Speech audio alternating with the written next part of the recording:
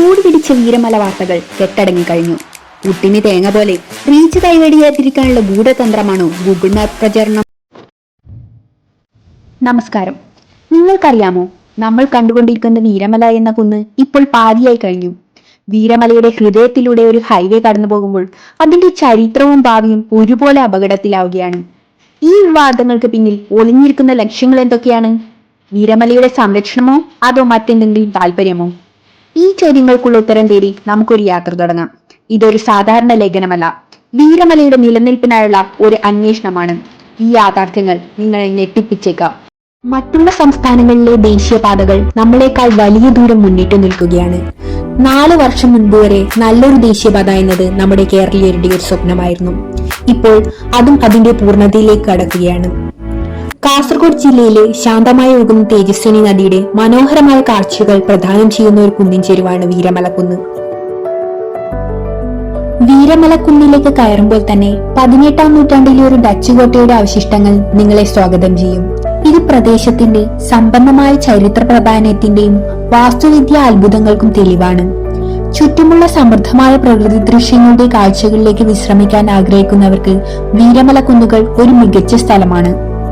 അങ്ങ് കാസർഗോഡ് മുതൽ ഇങ്ങ് കണ്ണൂർ വരെയുള്ള നിർമ്മാണ പാതയിലൂടെ സഞ്ചരിച്ചാൽ മാത്രം മതി സാമാന്യബോധമുള്ള വ്യക്തിക്ക് അതിന്റെ പൂർണ്ണത എത്രത്തോളമാണെന്നും അത് പ്രകൃതിയിലുണ്ടാക്കിയ ആഘാതം എത്രയാണെന്നും മനസ്സിലാവാൻ. ചെർക്കള, വീരമല, തെക്കി, ബോവിഞ്ച അങ്ങനെ ഒരു നീണ്ട നിര തന്നെയുണ്ട് കാസർഗോഡിന്റെ നിർമ്മാണ പ്രവൃത്തിയിൽ രക്തസാക്ഷികളായ കുന്നുകൾ. ഒരു പ്രദേശത്തിന്റെ പാരിസ്ഥിതിക സന്തുലിതാവസ്ഥ നിലനിർത്തുന്നതിൽ നിർണായക പങ്കാണ് കുന്നുകൾ വഹിക്കുന്നത്. മഴവെള്ളം ശേഖരിച്ച് ഭൂമിക്കടിയിലേക്ക് ഇറക്കിവിടുന്നു. ഇത് ഭൂഗർഭജലത്തിന്റെ അളവ് നിലനിർത്താൻ സഹായിക്കുന്നു. കുന്നുകളിൽ നിന്നുള്ള തണുത്ത കാറ്റും കാലാവസ്ഥയും ചുറ്റുമുള്ള പ്രദേശത്തെ താപനില നിയന്ത്രിക്കാൻ സഹായിക്കുന്നു. കുന്നിൻ ചെരുവിലെ മരങ്ങളുടെ കാര്യം പിന്നെ പറയേണ്ടതില്ലല്ലോ. ഇത്രയും കാലം വേരുകൾ ആഴ്ത്തി മണ്ണൊലിപ്പ് തടഞ്ഞതും അവയുടെ ഘടന നിയന്ത്രിച്ചതും മരങ്ങൾ തന്നെയാണ്. കേവലം ഒരു മുറി കെട്ടിടം എടുക്കുമ്പോൾ പോലും മണ്ണിന്റെ ഘടനയും പരിസര പ്രദേശത്തെ പാരിസ്ഥിതിക അവസ്ഥകളും വീക്ഷിച്ചുറപ്പുവരുത്തുന്ന നമ്മൾ എന്തുകൊണ്ടാണ് ഇത്രയും വലിയൊരു പ്രൊജക്റ്റിൽ അതിന്റെ ഒരു തരിമ്പ് പോലും ശ്രദ്ധിക്കാതെ പോയത്? അതോ മനഃപൂർവ്വമുള്ള മറച്ചുവെക്കലായിരുന്നു? കഴിഞ്ഞ 4 വർഷ കാലയളവിൽ വീരമല കുന്ന് താഴേക്ക് പതിച്ചത് 4 തവണയാണ്. ആരുടെയോ ഭാഗ്യം ഒന്നുകൊണ്ട് മാത്രമാണ് ആളപായങ്ങൾ ഒന്നും ഉണ്ടാകാതിരുന്നത്. ഒരു പ്രദേശത്ത് നിർമ്മാണ പ്രവൃത്തി ആരംഭിക്കുമ്പോൾ വിദഗ്ധരുടെ ഒരു സംഘം അവിടുത്തെ ഭൂപ്രകൃതി സന്ദർശിക്കുകയും വ്യക്തമായി മനസ്സിലാക്കി അതിനുതകുന്ന വിധത്തിലുള്ള നിർമ്മിത രീതി തയ്യാറാക്കുകയും വേണം. അത് എത്രത്തോളം ഫലവത്താകുമെന്നത് തനത് പ്രദേശവാസികളുമായി ചർച്ച ചെയ്യുകയും വേണം. ഇങ്ങനെ ഒരു പ്രവർത്തനം അവിടെ നടന്നിട്ടുണ്ടോ? ഇല്ല എന്നാണ് എന്റെ കണ്ടെത്തൽ. കാരണം പ്രവൃത്തി പൂർത്തിയാക്കി കഴിയുമ്പോൾ മാത്രമാണ് ഘടന ശരിയല്ല, ഞങ്ങൾക്ക് അണ്ടർ പാസേജ് വേണം എന്നും പറഞ്ഞ് ഈ സംഘടനയുടെ പ്രതിഷേധ മാർച്ചും നിരാഹാര ടെന്റുകളും രൂപപ്പെട്ടിട്ടുള്ളത്. കമ്പനി അങ്ങനെ ഒരു ചർച്ച സംഘടിപ്പിച്ചില്ലെങ്കിൽ എന്തുകൊണ്ട് ഈ സംഘടനകൾ അന്ന് പ്രതികരിച്ചില്ല? സമ്പൂർണ്ണ സാക്ഷരത നേടിയ നമ്മുടെ കേരളത്തിലെ ജനങ്ങൾക്ക് ഇത്തരം കാര്യത്തിൽ വ്യക്തത കുറവുണ്ടോ? എനിക്ക് തോന്നുന്നില്ല. ഇനി കമ്പനിയുടെ ഭാഗത്തേക്ക് നോക്കാം. NH66 എന്നത് 5 6 വർഷത്തേക്ക് മാത്രം ഒതുങ്ങുന്ന ഒരു നിർമ്മാണ പ്രവൃത്തിയല്ല, 15 20 വർഷത്തേക്ക് ഒതുങ്ങുന്ന ഒരു ദീർഘകാല ഇൻവെസ്റ്റ്മെന്റ് ആണ്.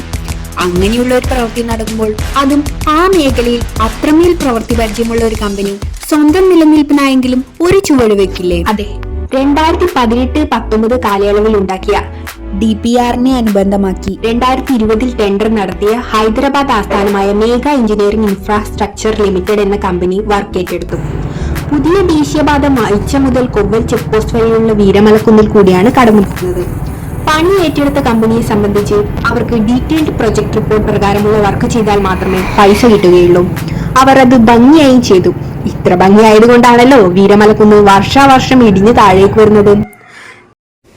നിർമ്മാണ കമ്പനി സ്വന്തം നിലയ്ക്ക് 1,56,00,000 രൂപ സംസ്ഥാന ഗവൺമെന്റിലേക്ക് മണ്ണിന്റെ റോയൽറ്റി ഫീസ് ഇനത്തിൽ അടയ്ക്കുകയും കുന്നിൻ ചെരുവിൽ നിന്ന് തട്ടായി മണ്ണ് നീക്കം ചെയ്ത് അത് സംരക്ഷിക്കാനുള്ള ഒരു ശ്രമം നടത്തിയതായി അറിയാൻ സാധിച്ചു.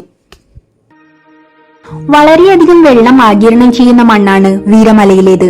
അതിനാൽ 2023 മഴയിൽ ആദ്യം എത്തിയത് സംരക്ഷിക്കാനെടുത്ത സ്റ്റെപ്പുകളായിരുന്നു. ശരിക്കും കമ്പനിയുടെ സൈഡിൽ നിന്ന് നോക്കിക്കഴിഞ്ഞാൽ അവർക്ക് വളരെയേറെ പരിമിതികളുണ്ട്. കുന്നിൻ മുകളിൽ റവന്യൂ ലാൻഡ് കഴിഞ്ഞാൽ വരുന്നത് വനം വകുപ്പിന്റേതാണ്.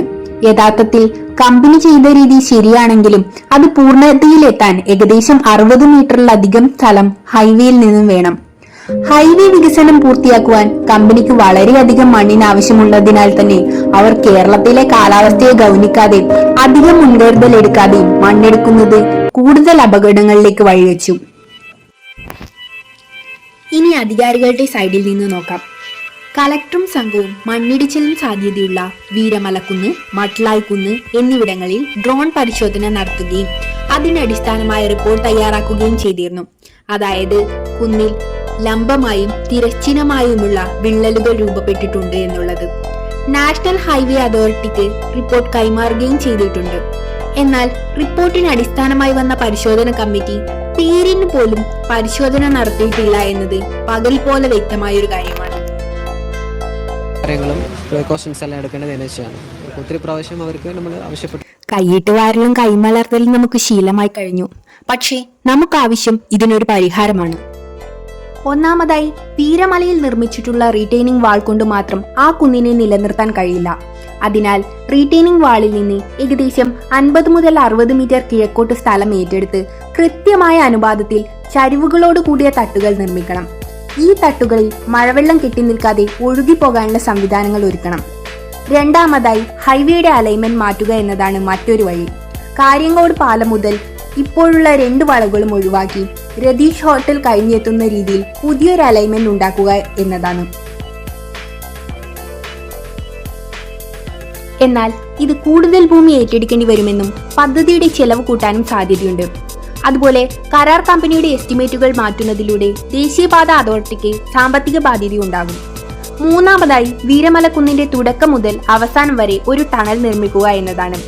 ഏകദേശം 1/2 കിലോമീറ്ററിലധികം ദൂരത്തിൽ നല്ല ഉറപ്പുള്ള ഒരു ടണൽ നിർമ്മിക്കുന്നതിലൂടെ നിലവിലെ ഹൈവേ അതേപടി സംരക്ഷിക്കാൻ കഴിയും. ഇതിന് അലൈൻമെന്റ് മാറ്റേണ്ട ആവശ്യം വരുന്നില്ല. ഓരോ പരിഹാരത്തിനും അതിൻ്റെതായ ഗുണങ്ങളും ദോഷങ്ങളുമുണ്ട്. ഏറ്റവും കുറഞ്ഞ ചെലവിൽ അതേസമയം ഏറ്റവും സുരക്ഷിതമായ രീതിയിൽ ഒരു പരിഹാരമാണ് നമുക്ക് വേണ്ടത്. ഈ വിഷയത്തിൽ നിങ്ങളുടെ അഭിപ്രായം എന്താണ്? ജനങ്ങൾ, കമ്പനി, അധികാരികൾ 3 വിഭാഗത്തെയും പ്രതിസ്ഥാനത്തേക്ക് ചേർക്കാൻ മാത്രമേ എനിക്ക് കഴിയുന്നുള്ളൂ. പ്രകൃതി ദുരന്തങ്ങളുടെ കാണാക്കയങ്ങൾ ഓരോ വർഷവും നമ്മുടെ ഭൂമിയെ വരിഞ്ഞു മുറുകുമ്പോഴും അത്തിയർത്തിയുടെ ചില്ലുപാത്രം മാത്രമാണ് നമുക്ക് എപ്പോഴും പ്രധാനം.